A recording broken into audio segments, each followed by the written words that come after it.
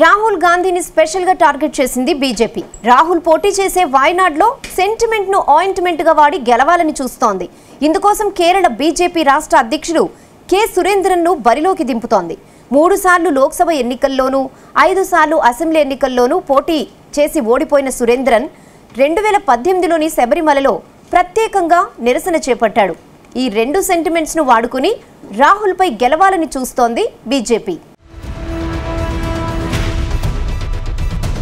కాంగ్రెస్ ముఖ్య నేత MP Rahul గాంధీపై special focus పెట్టింది బీజేపీ. ఈసారి ఎంపీ ఎన్నికల్లో 400కు పైగా సీట్లు దక్కించుకుని రికార్డు సృష్టించాలని భావిస్తున్నారు ప్రధాని మోడీ. ఇందులో భాగంగా మోడీ పరివార్ నినాదంతో ముందుకు వెళ్తున్నారు. ఇందులో భాగంగా పలు పార్టీల ముఖ్య నేతలే టార్గెట్ గా అభ్యర్థిని ప్రకటిస్తున్నారు. కాంగ్రెస్ కంచుకోట అయిన వయనాడులో రాహుల్ గాంధీ 2019లో విజయం సాధించారు. అయితే ఈసారి కాంగ్రెస్ కీలక నేతను ఢీకొట్టడానికి బీజేపీ సురేంద్రన్ ను బరిలోకి దింపింది. దీంతో రాహుల్ గాంధీని ప్రత్యేకంగా టార్గెట్ చేసింది బీజేపీ.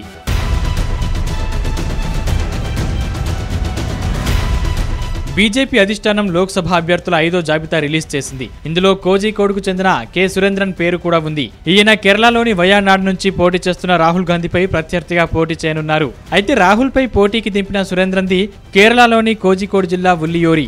కోజికోడ్లోని జామిరిన్ గురువాయూరప్పన్ కళాశాలలో బీఎస్సీ పూర్తి చేశారు. ఆ తర్వాత రాష్ట్రీయ స్వయం సేవక్ సంఘ్ విద్యార్థి విభాగమైన అఖిల భారతీయ విద్యార్థి పరిషత్ ద్వారా తన రాజకీయ యాత్రను ప్రారంభించారు. తన రాజకీయ ప్రయాణంలో కె సురేంద్రన్ ఉత్తర మలబార్ జిల్లా కోఆపరేటివ్ మార్కెటింగ్ సొసైటీ డైరెక్టర్, దేశ సేవా సాంస్కృతిక కేంద్రం అధ్యక్షుడు, నేషనల్ యువ కోఆపరేటివ్ సొసైటీ వ్యవస్థాపక డైరెక్టర్ బోర్డు సభ్యునితో సహా పలు పదవులను నిర్వహించారు.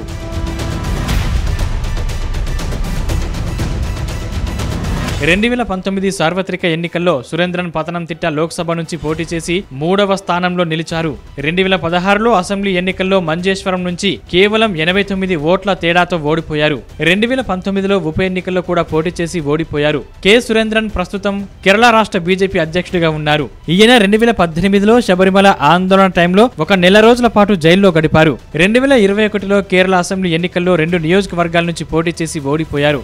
3 సార్లు లోక్సభ ఎన్నికల్లోనూ 5 సార్లు అసెంబ్లీ ఎన్నికల్లోనూ పోటీ చేసినా ఒక్కటి కూడా విజయం సాధించలేకపోయిన సురేంద్రన్ ఇప్పుడు ప్రస్తుత ఎంపీ రాహుల్ గాంధీకి ప్రత్యర్థిగా నిలబడ్డారు.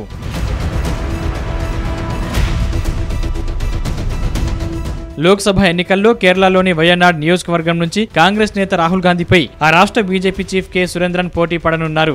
2009 నుంచి వయనాడ్ నియోజకవర్గంలో కాంగ్రెస్ పార్టీనే విజయం సాధిస్తోంది. అయితే 3 సార్లు లోక్సభ, 5 సార్లు అసెంబ్లీ ఎన్నికల్లో ఓడిపోయిన సురేంద్రన్ పై లోకల్ గా సానుభూతి నెలకొంది. దీనికి తోడు 2018లో శబరిమల ఆందోళన కూడా ఈయనకు బాగా కలిసి రానుంది. దీంతో ఈసారి ఎలాగైనా రాహుల్ ను ఓడించడమే టార్గెట్ గా పెట్టుకున్న బీజేపీ ఈ సెంటిమెంట్ ను వాడుకోవాలని చూస్తోంది.